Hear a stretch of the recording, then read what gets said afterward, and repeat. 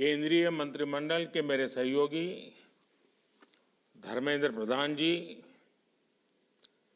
देश भर से हमारे साथ जुड़े राज्यपाल श्री, शिक्षा जगत के महानुभाव, देवी और सज्जनों, आज विकसित भारत के संकल्पों को लेकर बहुत ही अहम दिन है। मैं सभी गवर्नर्स को विशेष बधाई दूंगा कि उन्होंने विकसित भारत के निर्माण से जुड़ी इस वर्कशॉप का आयोजन किया है। देश की युवा शक्ति को दिशा देने का दायित्व जिन साथियों पर है, उनको आप एक मंच पर लाए हैं। शिक्षण संस्थानों की भूमिका व्यक्ति निर्माण की होती है और व्यक्ति निर्माण से ही राष्ट्र निर्माण होता है। और आज जिस कालखंड में भारत है, उसमें व्यक्ति निर्माण का अभियान बहुत ज्यादा अहम हो गया है। मैं आप सभी को वॉइस ऑफ यूथ वर्कशॉप की सफलता के लिए अग्रिम शुभकामनाएं देता हूं। साथियों, हर देश को इतिहास एक ऐसा कालखंड देता है जब वो अपनी विकास यात्रा को कई गुना आगे बढ़ा लेता है। ये एक तरह से उस देश का अमृतकाल होता है। भारत के लिए ये अमृतकाल इसी समय आया है। ये भारत के इतिहास का वो कालखंड है जब देश एक क्वांटम जंप लगाने जा रहा है। हमारे इर्द गिर्द ही ऐसे अनेक देशों के उदाहरण हैं जिन्होंने एक तय समय में ऐसा ही क्वांटम जंप लेकर खुद को विकसित बना लिया। इसलिए ही मैं कहता हूं, भारत के लिए भी यही समय है, सही समय है। हमें इस अमृत काल के पल पल का लाभ उठाना है। हमें एक भी पल गंवाना नहीं है। साथियों, हम सभी के सामने प्रेरणा के लिए आजादी का हमारा लंबा संघर्ष भी है। जब हम एक ध्येय के साथ, एक जोश, एक जज्बे के साथ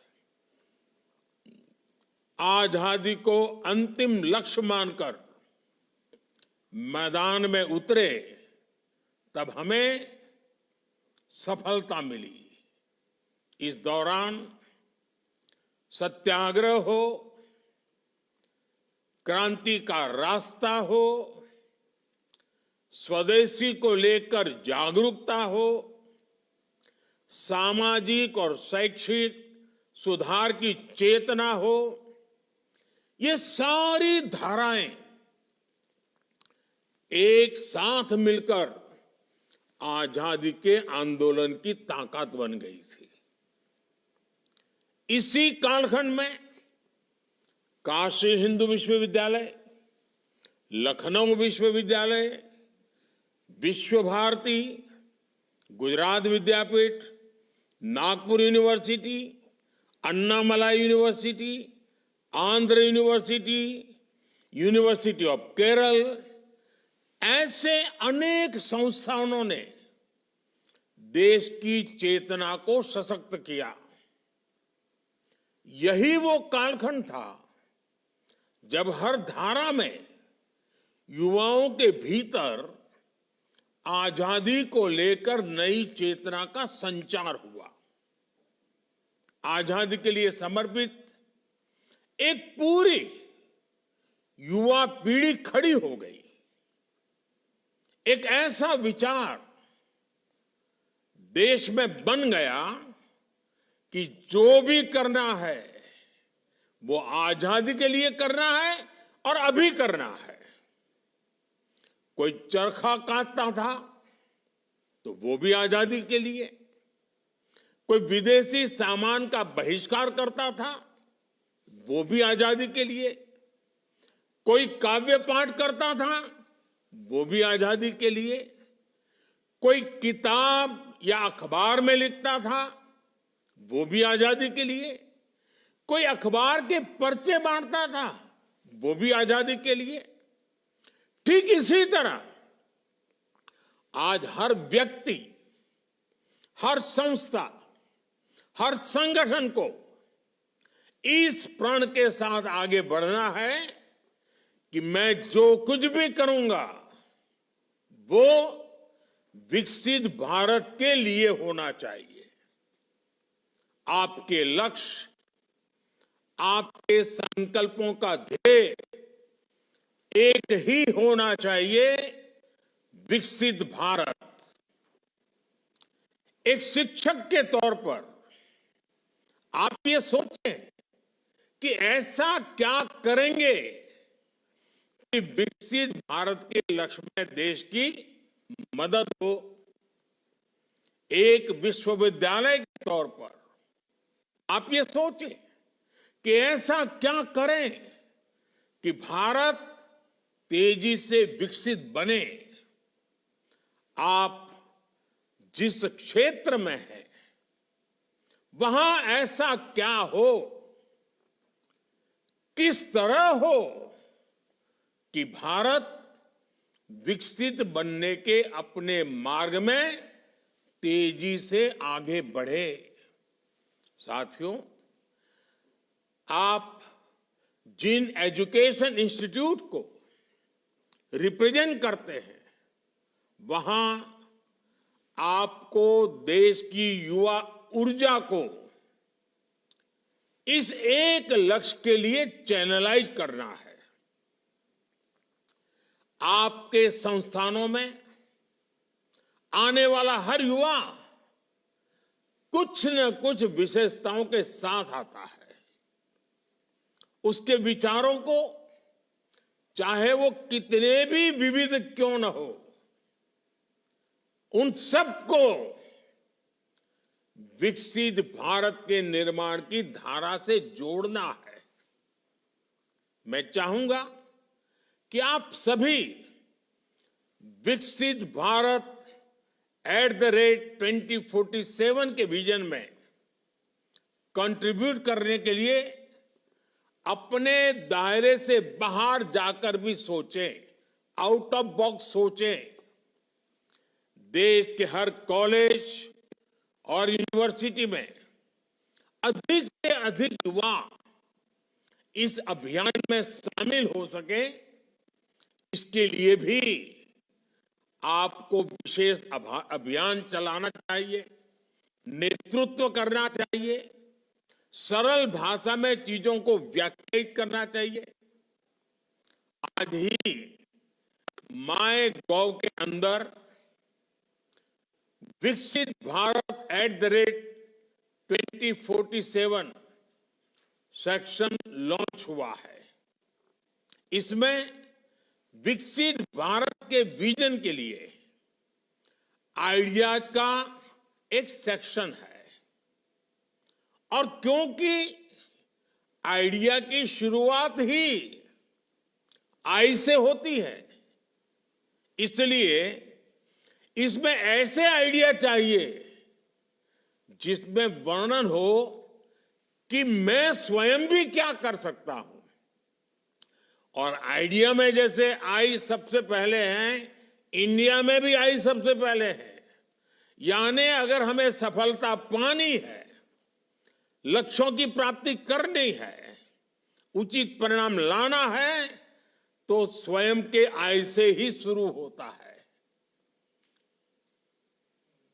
इस माईगॉव पर, इस ऑनलाइन आइडियाज के पोर्टल पर 5 अलग अलग थीम्स पर सुझाव दिए जा सकते हैं। सबसे बेहतरीन 10 सुझावों के लिए पुरस्कार की भी व्यवस्था की गई है। साथियों, जब मैं सुझावों की बात करता हूं तो आपके सामने खुला आसमान है। हमें देश में एक ऐसी अमृत पीढ़ी को तैयार करना है जो आने वाले वर्षों में देश की कर्णधार बनेगी, जो देश को नेतृत्व और दिशा देगी। हमें देश के एक ऐसी नौजवान पौध को तैयार करना है जो देश हित को सर्वोपरि रखते, जो अपने कर्तव्यों को सर्वोपरि रखें। हमें सिर्फ शिक्षा और कौशल तक ही सीमित नहीं रहना है। एक नागरिक के तौर पर 2400 घंटे देश के नागरिक कैसे सजग रहें, इस दिशा में भी प्रयास बढ़ाने आवश्यक है। हमें समाज में वो चेतना लानी है, कैमरे लगे हो या न लगे हो, लोग ट्रैफिक की रेड लाइट जंप न करें। लोगों में कर्तव्य बोध इतना ज्यादा हो कि वो समय पर दफ्तर पहुंचे, अपने दायित्वों को निभाने के लिए आगे बढ़कर काम करें। हमारे यहां जो भी प्रोडक्ट बने उसकी क्वालिटी इतनी बेहतर हो कि मेड इन इंडिया देखकर लेने वाले का गर्व और बढ़ जाए। जब देश का हर नागरिक जिस भी भूमिका में है, जब वो अपने कर्तव्यों को निभाने लगेगा तो देश भी आगे बढ़ चलेगा। अब जैसे प्राकृतिक संसाधनों के इस्तेमाल से जुड़ा विषय है,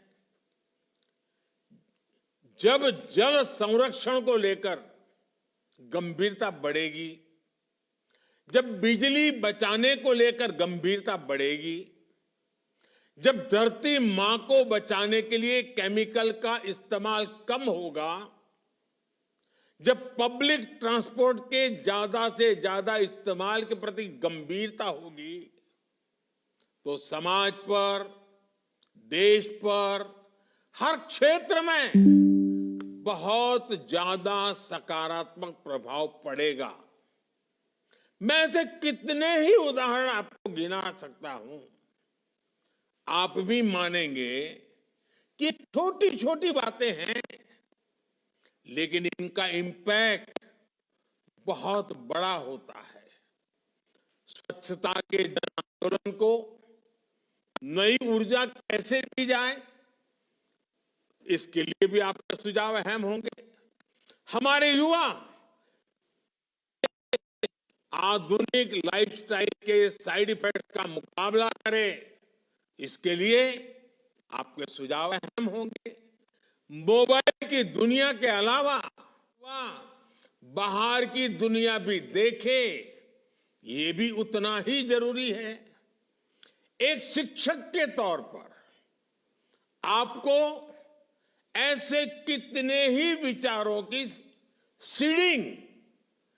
सीडिंग वर्तमान और अगली पीढ़ी में करनी है, और आपको खुद भी अपने विद्यार्थियों का रोल मॉडल बनना है। देश के नागरिक जब देश के हित की सोचेंगे, तभी एक सशक्त समाज का निर्माण होगा।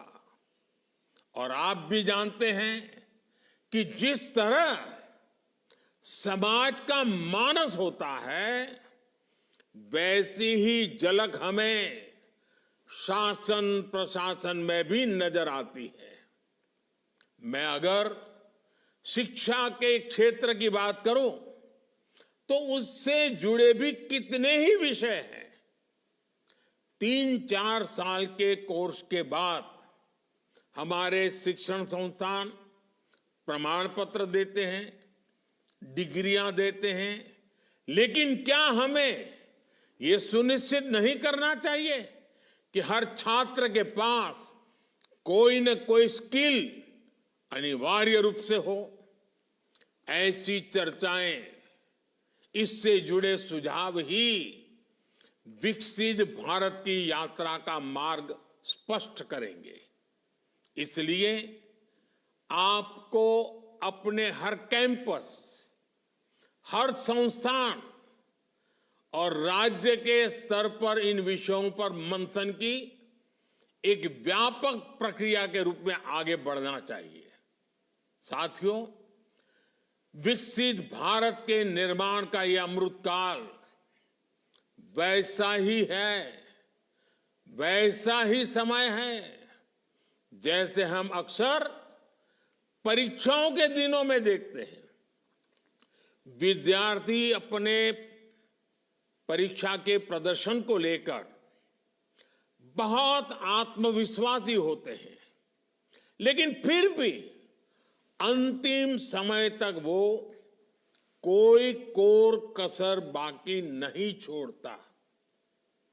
हर विद्यार्थी अपना सब कुछ झोंक देता है, समय का पल पल एक ही देह से जोड़ देता है, और जब परीक्षा की तारीखें आ जाती हैं, डेट डिक्लेयर हो जाती है, तो ऐसा लगता है पूरे परिवार की परीक्षा की तारीख आ गई है।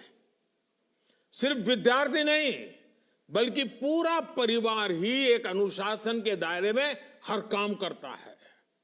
हमारे लिए भी देश के नागरिक के तौर पर परीक्षा की डेट डिक्लेयर हो चुकी है।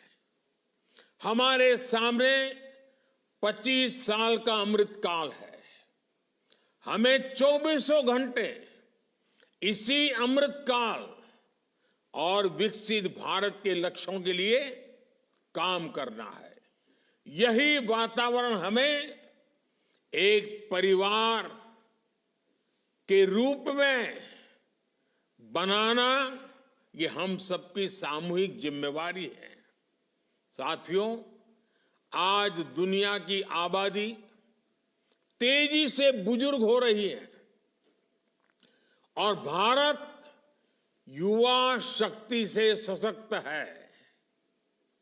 एक्सपर्ट बताते हैं कि आने वाले 25-30 वर्षों तक वर्किंग एज पॉपुलेशन के मामले में भारत सबसे अग्रणी रहने वाला है।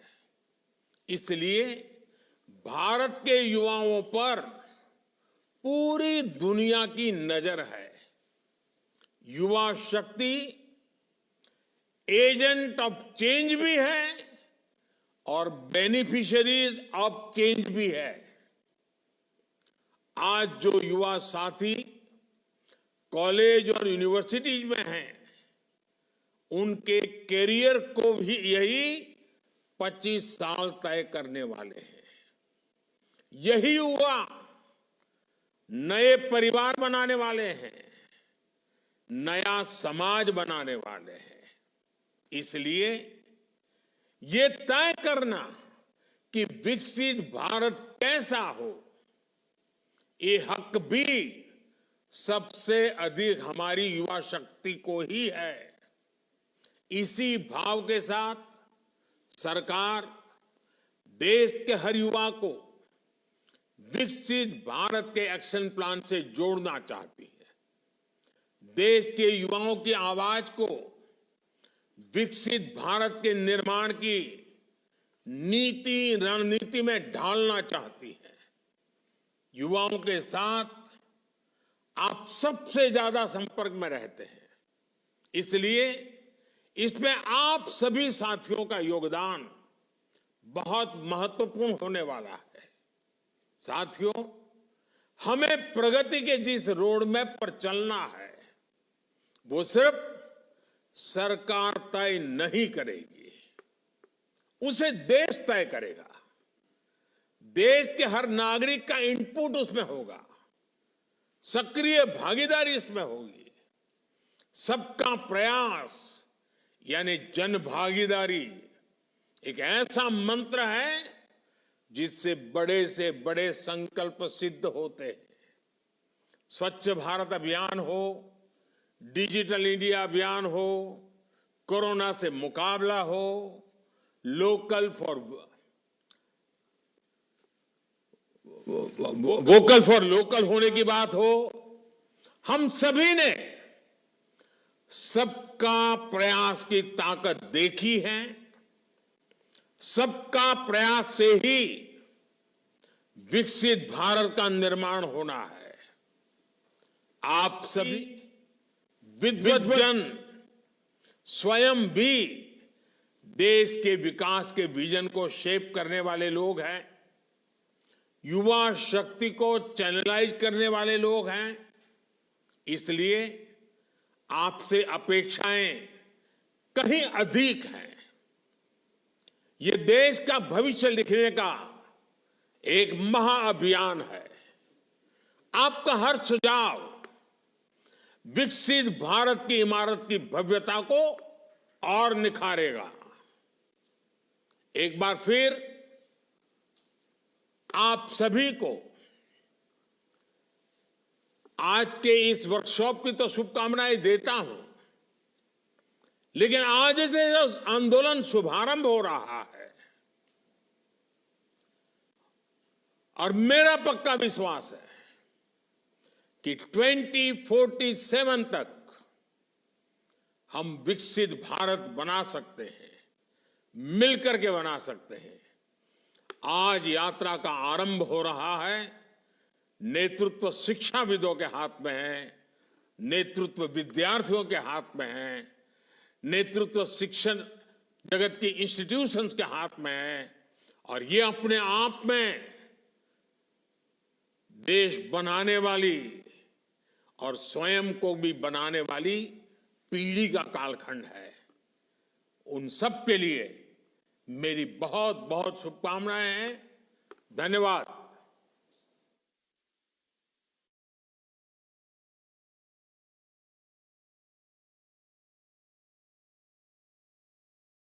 कहीं सुना है रिटेल की दुकान पर होलसेल का दाम? जी हाँ, नव्या लेकर आया है डिजाइनर सूट्स, कुर्तीज और फैब्रिक्स। सबसे सस्ता, सबसे अच्छा। Defence road, Mamun, Pathankot. Contact 9614196141। Prabhdayal Gajadhari jewellers, जो है पिछले 75 सालों से आप सभी का भरोसा, आपकी खुशियों के साथ। आशापूर्णी मंदिर, पठानकोट से Manchanda tower, Dalhousie road. Prabhdayal Gajadhari jewellers, जो है पिछले 75 सालों से आप सभी का भरोसा, आपकी खुशियों के साथ। आशापूर्णी मंदिर, पठानकोट से Manchanda tower, Dalhousie road. Prabhdayal Gajadhari jewellers, जो है पिछले 75 सालों से आप सभी का भरोसा, आपकी खुशियों के साथ। आशापूर्णी मंदिर, पठानकोट से मनचंदा टावर, ढलोजी रोड।